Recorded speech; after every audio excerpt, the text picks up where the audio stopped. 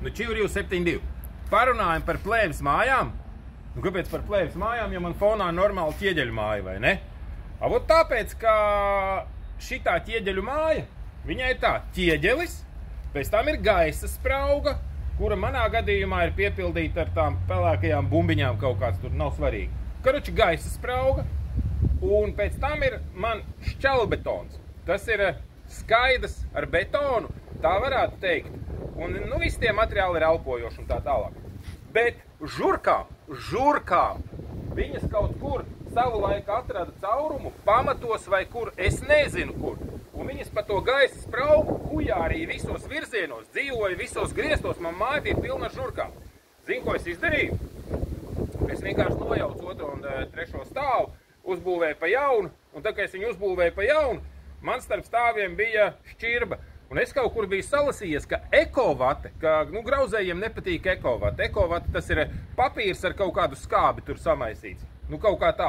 Un tā es arī darīju. Uzbūvēju pa jaunu, uztaisīju reģipšu starpsienas, sapūtu iekšā to ekovate.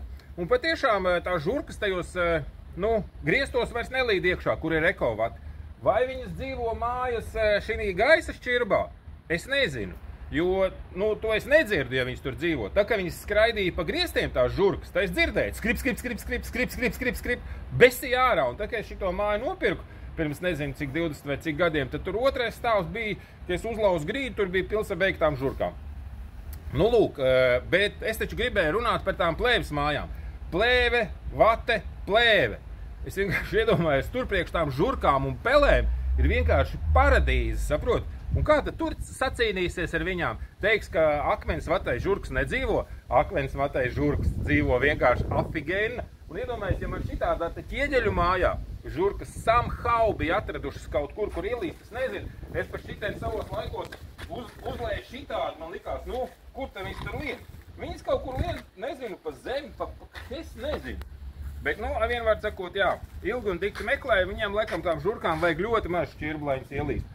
Tagad viņš jau tepat konteinerā dzīvo, un viss te pa visām mājām, te ir žurkas pilns vienkārši šitenī rajonā.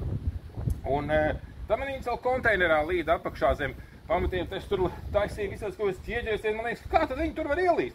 Es pilnīgi redzu taciņu, saprotu, taciņu tām žurkām no konteineru, kur viņas ēd ēdieniņu, vai ne? Es to konteineru aiznagloju ciet ar visādām ņeržaveikām, viss viņas vienalga tur kaut kā tiek iekšā.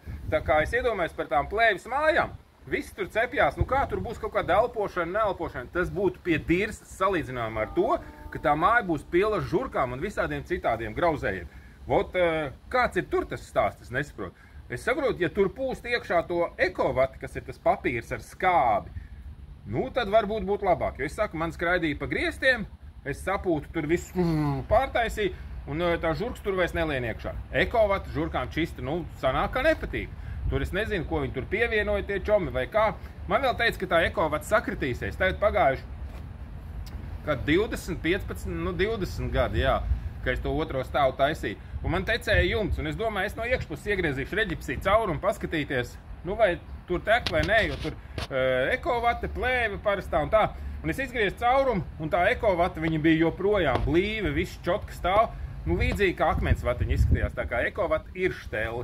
Bet, labi, šitas video ir jābeidz, jo Ralfs vairs nevar nostāvēt, viņa jau šūpojās, jau dīdās un tā tālāk. Bet kā tu būsi tām žurkām tanīs kastītēs pļavu mājās? Iedomājies, pļavas ir pilns ar pelēm. Es domāju, tas viss neizklausās baigi daudz sološi. Ko? Davai komentējiet, speciālisti. Peace!